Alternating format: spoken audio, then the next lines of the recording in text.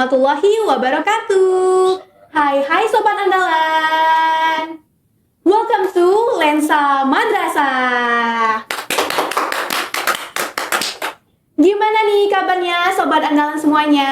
Semoga pada sehat-sehat dan lancar dalam menjalani puasanya ya. Di episode kali ini kita bakalan banyak banget ngebahas seputar bidang kurikulum nih. Mulai dari fungsi kurikulum sampai ke motivasi buat Sobat Andalan semuanya.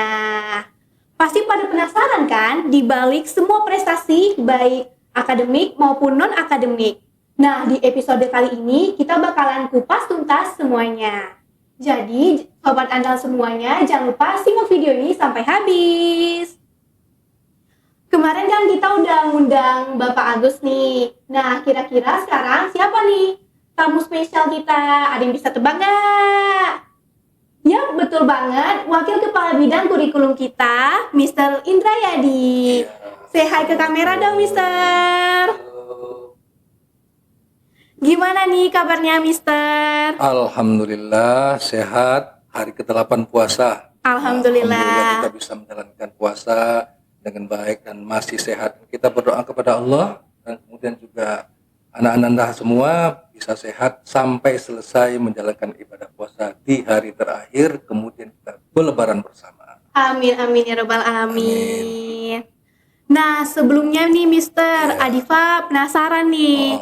Semua orang itu kan pasti memiliki hobinya masing-masing ya Mister. Benar. Nah, kalau Mister sendiri kira-kira hobinya apa nih? Kalau Mister dulu ya waktu masih muda itu main badminton. Badminton. Pulang dari madrasah main badminton bahkan sampai malam kadang-kadang jadwalnya. Namun sekarang karena sudah semakin menua, tentu Faktor umur ya, Mister. Faktor umur, tentu kita pilih-pilih olahraga. Olahraga yang sekarang ya paling lari atau jalan cepat, jogging atau jalan santai lah. Olahraga yang santai-santai aja ya Mister, yang nggak perlu terlalu banyak gerakan. Iya, itu pun juga tidak rutin sekali ya. Kalau ada waktu luang kita lakukan. Itu kira-kira Dilakukannya setiap hari apa gimana Mister? Apa ada jadwalnya? kalau di jadwal atau terjadwal tidak ada. Cuma nanti kalau ada waktu senggang ya kita manfaatkan untuk jalan santai. Kadang seminggu bisa 2 kali, kadang bahkan tidak ada sama sekali. Karena jadi, sibuk. Iya. Tapi mudah-mudahan tetap sehat. Amin, amin ya rabbal alamin. Boleh nggak nih Mister diceritain pengalaman selama menjadi pendidik sampai diamanahkan untuk menjadi wakil kepala bidang kurikulum seperti sekarang? Baik, Dipa, kalau bicara masalah menjadi guru atau pendidik, wah, kalau Mister udah 30 tahun lebih nih ya Nanda. Mister mulai mengajar itu tahun 1995. Oh, sudah cukup lama ya Mister? 1995. Sudah 30 tahun?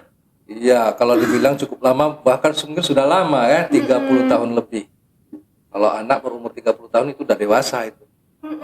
Bahkan sudah menjadi orang tua. Sudah punya anak itu. Iya. Nah, jadi selama 30 tahun ini atau lebih kurang 30 tahun sedikit, ada suatu hal yang paling Mister rasakan. Mengajar itu kan berat ya, mengajar itu berat karena mentransfer ilmu, kemudian cara mengajarnya kepada siswa agar siswa itu bisa paham dengan mudah. Tapi yang lebih berat itu adalah mendidik. Bukan mengajar. Mengajar berat, tapi yang paling berat itu mendidik. Kenapa mendidik berat? Karena prosesnya itu panjang. Karena mendidik itu lebih kepada akhlak, lebih kepada pembentukan karakter dan kepribadian. Seperti adab. Adab bicara, adab kita di suatu tempat, di masjid, adab di depan orang tua, kan? Kemudian juga bagaimana pembiasaan aktivitas ibadah kita seharian di madrasah. Untuk melaksanakan ini menjadi suatu kebiasaan, menjadi suatu karakter unggul bagi siswa atau bagi murid, itu perlu proses yang panjang. Jadi guru harus sabar, Selalu sabar. Ekstra sabar, iya. kalau materi pelajaran ya kan diajarkan di kelas. Nanti kalau ujian, anak-anak bisa belajar sendiri dia itu. Iya, tinggal Karena dia mengikuti apa yang udah Mister ajarkan karena sebelumnya dia ya. takut nilainya rendah. Nah, tentu dia akan belajar sesuai dengan yang kita ajarkan sehingga nanti jawabannya benar. Iya, Mister. Tapi kalau membentuk akhlak, banyak murid-murid atau anak-anak yang tahu itu salah, Tapi ya kan? masih juga Tapi masih dilakuin. dilakuin. Kenapa? Kebanyakan Kenapa? mungkin mikir karena nggak ada pengaruhnya Mister, kayak Iya. nilainya nggak ada rendah. Efek langsung itu tak ada. Padahal yang mencatat itu kan malaikat itu. Iya betul Mister. Ini dosa, ini tidak sholat zuhur, padahal wajib kan, tapi nggak dilakukan. Dia nggak merasa ada efek, nggak ada hukuman. Padahal sebenarnya kan hukumannya nanti. Tapi kalau mata pelajaran atau nilai belajar itu kan langsung instan. Hari Iya. itu bisa nilainya ketahui. Langsung remedial. Langsung remedial, terasa oleh dia beratnya. Padahal sebenarnya akhlak itu lebih utama. Harus kita posisikan di atas ilmu. Jadi memang tugas pendidik itu sebenarnya yang paling berat itu ya mendidik, bukan mengajar. Walaupun mengajar itu Juga berat. Ya, berat. Kemudian juga awalnya Mister itu tidak memilih jadi guru loh. Jadi apa tuh Mister? Tidak mau jadi guru dulu waktu itu. Tapi setelah Mister kuliah, ambil fakultas keguruan, itu juga masih ragu. Nah, setelah Mister mengajar beberapa tahun, ternyata jadi guru itu enak. Bahkan jadi guru itu bisa jadi orang kaya. Jadi guru itu orang kaya loh. Tapi bukan kaya di finansial. Di pahala ya Mister. Di pahala. Pahalanya insya Allah mengalir terus. Ya kan? Iya Mister. Kenapa mengalir terus? Karena pertama guru itu mengajarkan ilmu. Ilmu yang Ilmu yang bermanfaat. bermanfaat tentunya. Mengajarkan ilmu berpahala. Nanti dipraktekkan oleh muridnya berpahala. Terus muridnya itu berganti setiap tahun. Coba bayangkan Mister ada 30 tahun lebih. Waduh, sudah Setiap berapa banyak tahun tuh siswa berganti. yang Sudah Mister ajar ya? Ribuan. Dan ketika mereka mempraktekkan ilmu yang bermanfaat itu mudah-mudahan pahala mengalir. Jadi guru itu kaya, walaupun bukan kaya yang kita maksud ini kaya keuangan.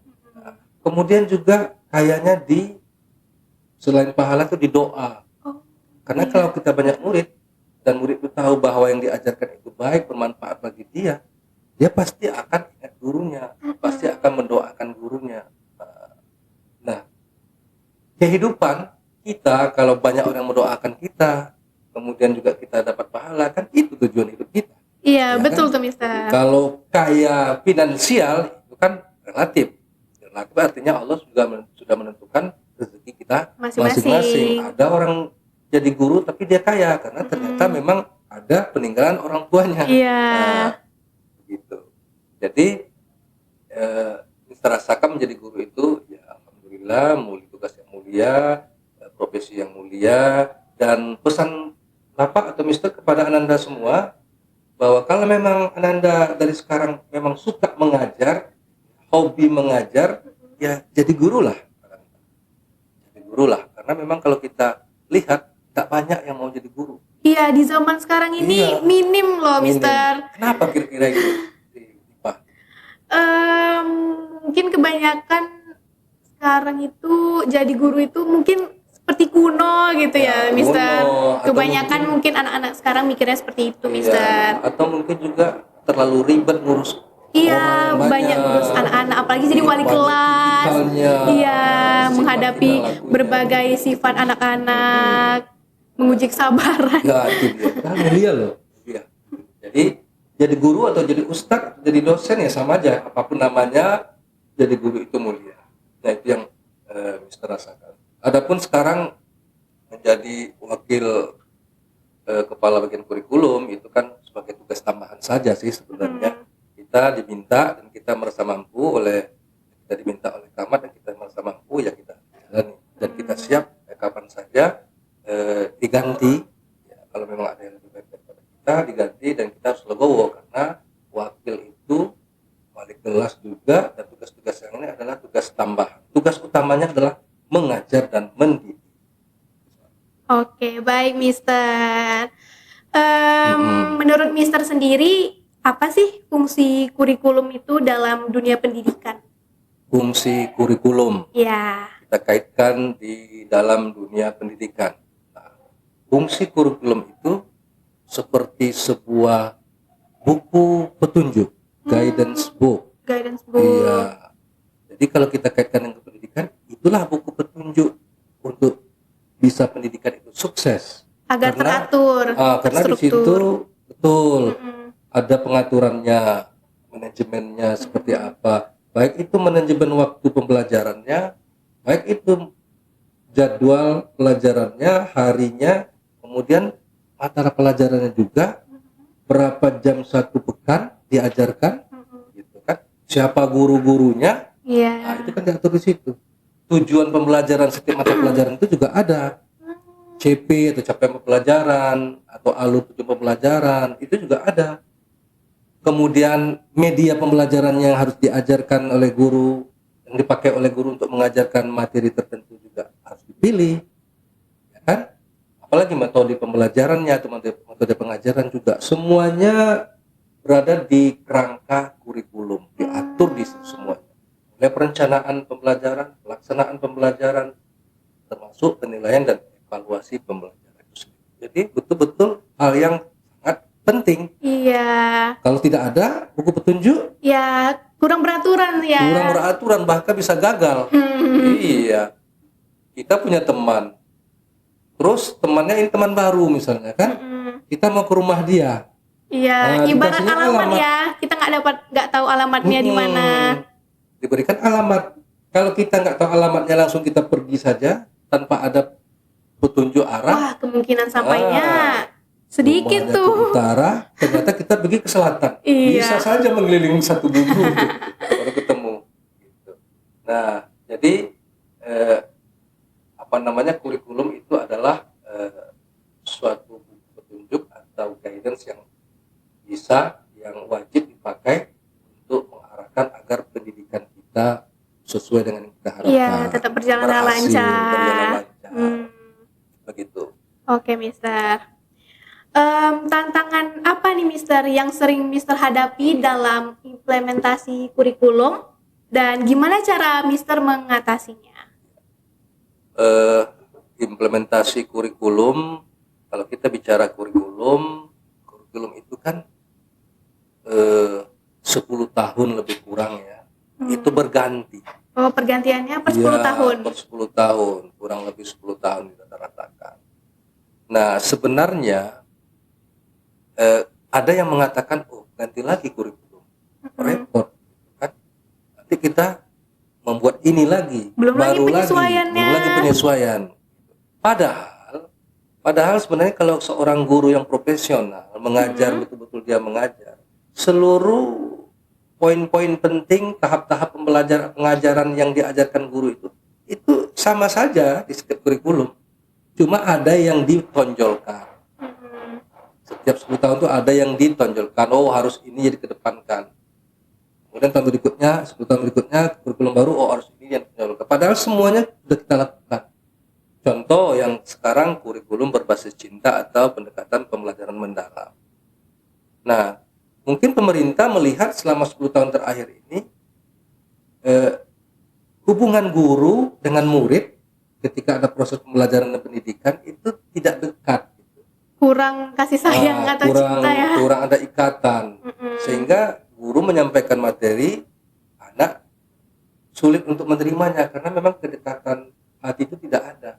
Nah, sekarang itulah dibuat kurikulum yang memang lebih menonjolkan bagaimana mengajar dengan penuh rasa cinta.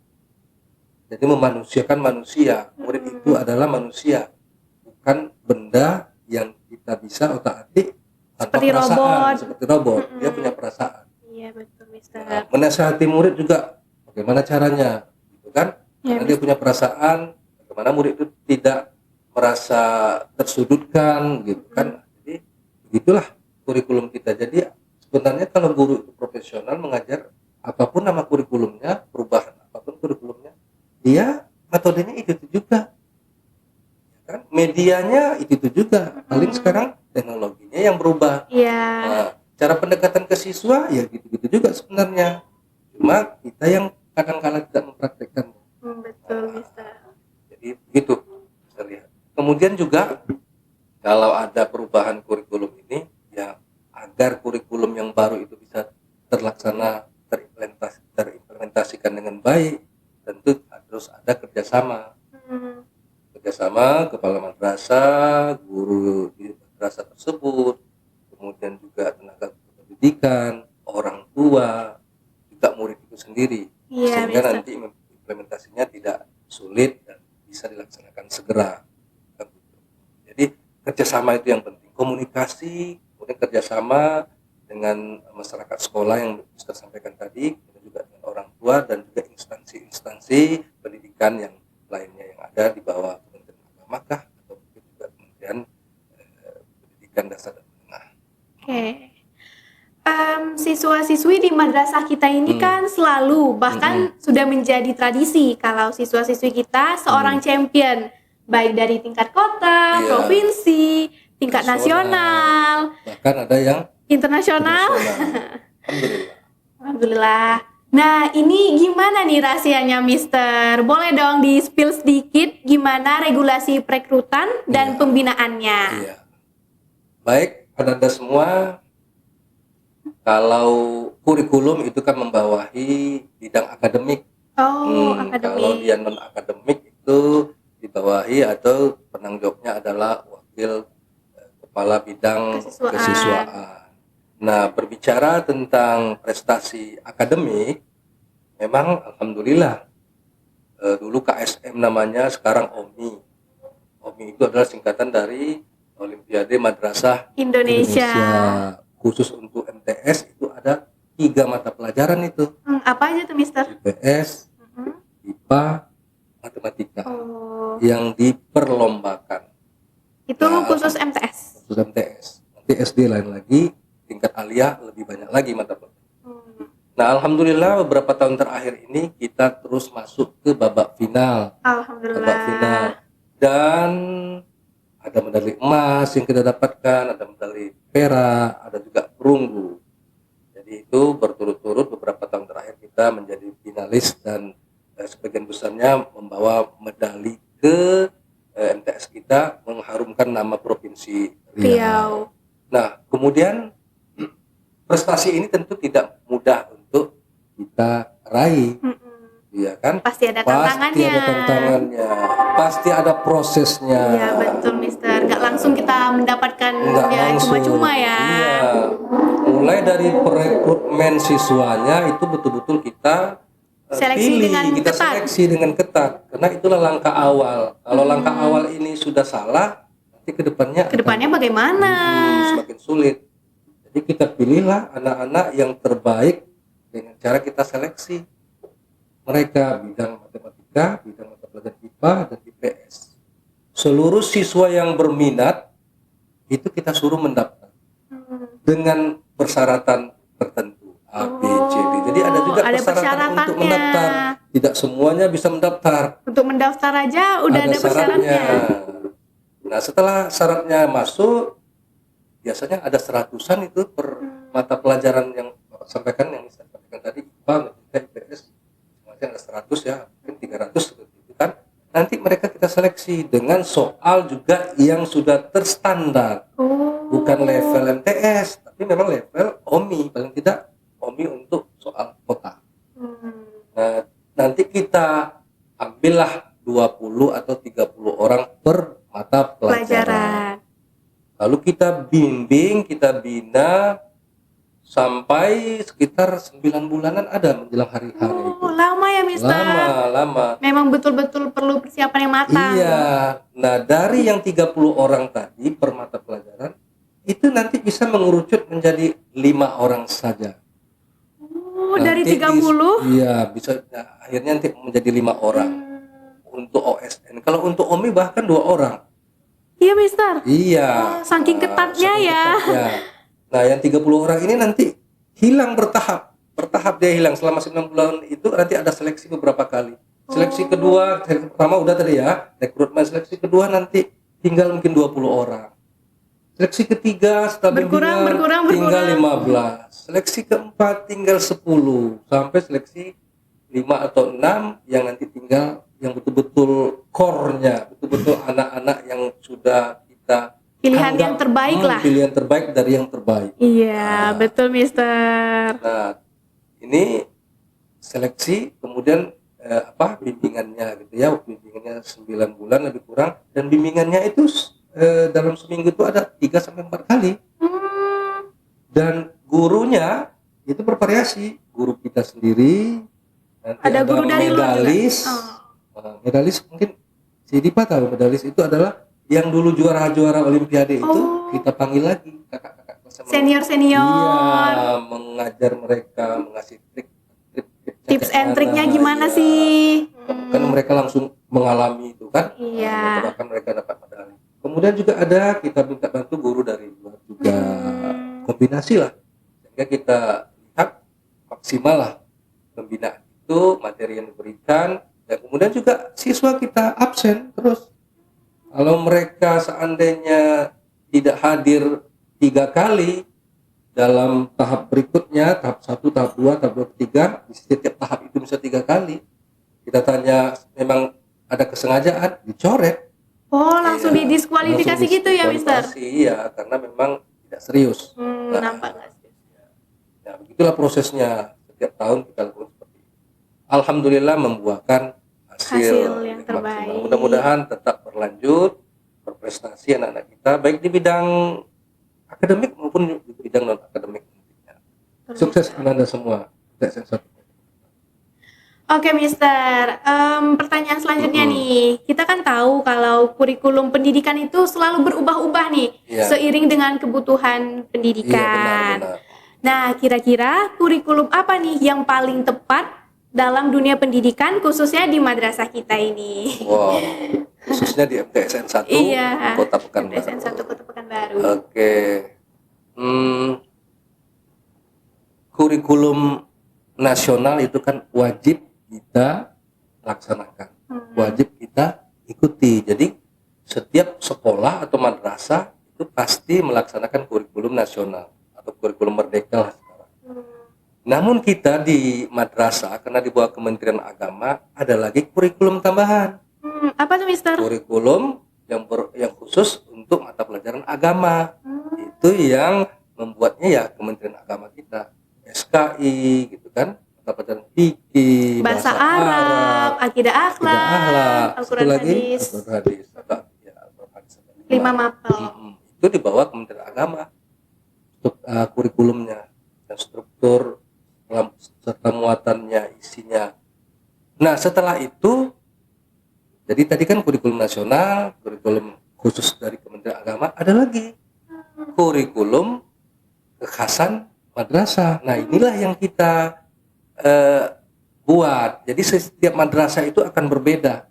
Pasti berbeda ya, Mister. Program madrasah, kekhasan madrasah di setiap madrasah itu akan berbeda. Nah, di MTSN kita seperti yang kita lakukan sekarang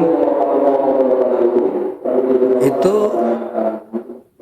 ada kekhasannya untuk pembinaan karakter anak-anak, kemudian pembiasaan kegiatan ibadah keseharian mereka, sehingga ada di sana kita buat aturan mereka wajib sholat berjemaah zuhur dan asar kan, bahkan gitu. duha pun. Iya kan, duha juga kita coba untuk merutinkan agar menjadi kebiasaan.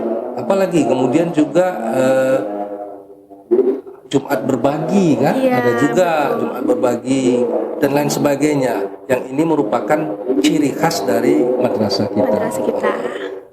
Kemudian juga ada kegiatan ekstrakurikuler yang lainnya juga ada yang berhubungan dengan kegiatan ekstrakurikuler, penguatan di bidang apa namanya gitu kan, yang mana ekstrakurikuler kita kan banyak ini bidangnya, ada 18 kalau tidak salah. Nah, itu juga tidak akan sama dengan madrasah lain, jadi beda. Nah, disitulah kekhasannya atau perbedaannya kita dengan sekolah-sekolah lainnya. Sekolah juga ada, tapi mungkin beda lagi sesuai dengan kebutuhan dan target-target yang mereka tentukan. Betul, Mister. Sebelum kita tutup nih Mister, ada nggak sih harapan atau pesan terutama buat sobat andalan yang lagi nonton podcast ini Mister? Oke, pesannya adalah dahulukan adab atau akhlak daripada ilmu. Dahulukan adab atau akhlak daripada ilmu. Mungkin Ananda bisa menjelaskannya? Oke, kita jelaskan sekarang. Apa maksudnya? Kalau orang berilmu tapi tidak beradab, orang yang pinter tapi tidak punya adab, tak punya akhlak, itulah orang-orang yang akan merusak dunia. Karena dengan kepintarannya dia bisa membodoh-bodohi orang. Ya kan? Bisa memanipulasi data, bisa membohongi orang, bisa membuat kerusakan. Tak ada gunanya ilmu itu kalau akan merusak. Kalau nggak ada adab. Tapi kalau ada adab, walaupun dia tidak pintar-pintar amat, Tapi kan? itu lebih bagus ya Tapi itu Mister. lebih bagus.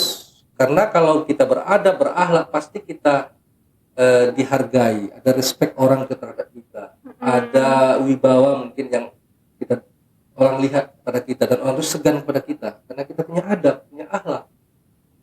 Jadi begini, ilmu itu ibaratkan seperti air, adab atau akhlak seperti wadah, gelas. Ketika gelas ini, akhlak ini, wadah ini bersih, air yang jernih tadi masuk ke dalam gelas, itu kan masih bersih, jernih dan siap untuk kita minum. Coba kalau wadahnya kotor, kan gelasnya kotor, walaupun sebersih apapun, sehigienis apapun airnya sebelumnya kita tuangkan, Pasti akan tercemar dong pasti Mister. akan tercemar. Makanya didahulukan akhlak dan adab daripada ilmu. Berilmu, pintar dan beradab itulah yang terbaik sebenarnya. Tapi kalau memang kita ditakdirkan oleh Allah tidak pintar-pintar amat, jangan kecewa. Karena adab itu bisa kita pelajari dan itu yang paling utama. Oke, baik Mister. Terkait podcast Lensa Madrasah kita nih, ada nggak sih harapan atau pesannya nih Mister? Oke, alhamdulillah. Pekan ini ya baru launching ya. Iya Mister, ini Lensa episode Madrasah kedua. kita. Lensa itu singkatan dari literasi, edukasi, narasi, sobat andalan. Nah, pertama tentu kita bersyukur sudah ada media untuk menyampaikan pesan, informasi, atau pembelajaran dan sebagainya dari MTSN kita ke masyarakat. Nah, yang kedua tentu ini podcast yang kedua ya. Iya, episode kedua. Episode yang Mister. kedua. Tentu kita berharap ada episode berikutnya, kelanjutannya, kemudian juga tema-temanya juga tema-tema yang terbaik tentunya yang akan kita sampaikan kepada masyarakat. Khususnya kepada anak kita di MTSN 1 Kota Pekanbaru. Umumnya tentu untuk dunia, gitu kan, bisa menginspirasi dunia. Nah, di samping terus tentu kita akan ada perbaikan-perbaikan tentunya. Kita melihat tentu masih ada kekurangan, nanti baik itu kekurangannya di mana kira-kira, ya nanti kita perbaiki bersama. Betul, Mister. Jadi jangan lupa kita minta masukan baik ke sesama siswa, ke guru, ke orang tua. Nah, kalau ketika ada masukan nanti kita lihat, kita perbaiki sehingga semakin bagus podcast kita ini. Oke, Dipa, begitu Dipa. Terima kasih Mister. Iya, sama-sama. Gak terasa ya Sobat Andalan, kita udah ngobrol bareng dan dapat banyak banget cerita inspiratif dan pesan untuk hari ini. Semoga dari obrolan tadi kita bisa mengambil pembelajaran yang berharga dan makin semangat nih buat menjadi siswa-siswi yang berprestasi dan mengharumkan nama madrasah. Terima kasih Mister sudah meluangkan waktunya untuk dapat hadir di podcast kita ini dan berbagi motivasi luar biasa nih dengan kita semua. Terima kasih juga sudah diundang oleh Dipa dan tim Lensa Madrasah. Oh iya Mister, sebelum kita tutup episode kali ini, tim Lensa Madrasah udah nyiapin slogan nih Mister. Oke, apa itu slogannya? Nanti Mister bilang Lensa Madrasah, literasi, edukasi, narasi, sobat andalan. Oke. Boleh kita coba Mister? Kita coba. Oke. Apa? Literasi? Bukan ya? Iya betul, Lensa Madrasah. Lensa Madrasah. Lensa Madrasah, Literasi. Boleh diulang, Mister? Kita Literasi. bareng-bareng. Oke. Oke. 1, 2, 3. Lensa madrasah. Literasi, edukasi, narasi, sobat andalan.